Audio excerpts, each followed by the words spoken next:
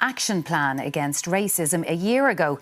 Today, Dr. Ebun Joseph was announced as the special rapporteur who will help implement that plan, and she joins us now in studio. Thank you so much for coming in to speak to us on 6-1. You've said in the past that racism is rampant in Ireland.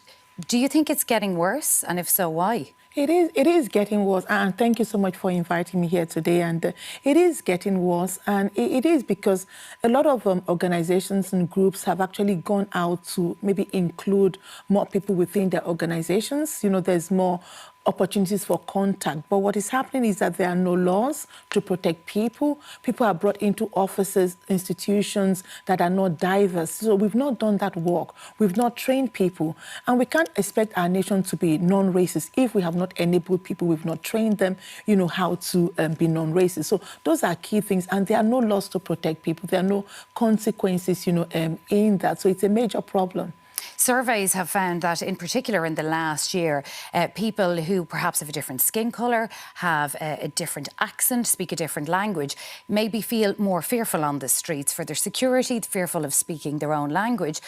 But what you're talking about is an everyday kind of systemic racism, not just on the street, but in the workplace. Is that right? Yeah, and that's so important because people think about, you know, just the N-word. Yeah. When I say just the N-word, it's not like the N-word is not damaging enough.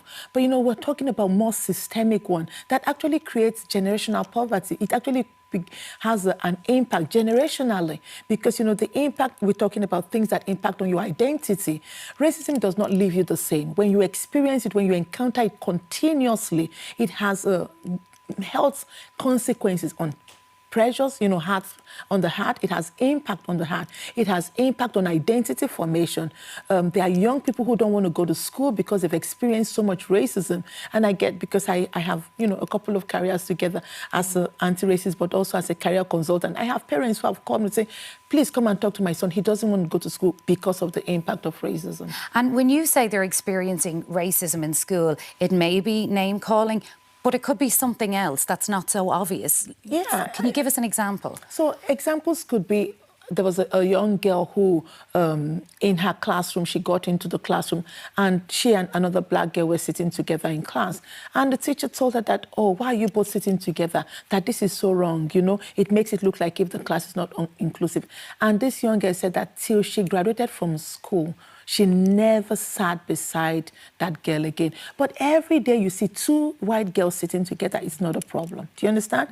And that created pressure for her. But for her, because it was a school where there were very few people of color in the school, and so that safety was taken away from her. And just that one statement changed everything. Till she graduated from school, she never, because it made her a public spectacle. It was done loudly. And, you know, so just something as simple, as basic as that, you know, or young people saying, oh, can I get an N-word pass? Or, you know, teachers not understanding how to intervene, you know, so, oh, it's just a bit of banter. So there's nothing like banter racism. You know, there's a whole lot of things that happens. Students maybe not getting good enough advice, you know, or, you know, you can do care. There's nothing wrong with care. But, you know, that students, you know, whether they're of color, of migrant descent, should be given the whole advice on, you know, career possibilities. So you are now going to be the special rapporteur. How will you be able to change any of that? And I really want to appeal to people because I know people are going to be like, oh, you know, this is really something positive for us in Ireland. And I think it's really positive because my role will be to monitor, to ensure that the things that the NEPA document has said, you know, that how we achieve them. So one of the key things I'm going to try and do is to work with groups, work with this, you know, organizations to see, you know, this is what has been demanded for you, but how do you understand this? So that we're on the same page. So I'm not going to wait till the end to say, oh, you did this wrong. No, from the beginning, we want to say this is what we as a nation can put in place to help us to be more inclusive. We need to look at the structural. So when people focus just on the individual, it is as damaging, but the structural, those things happen silently.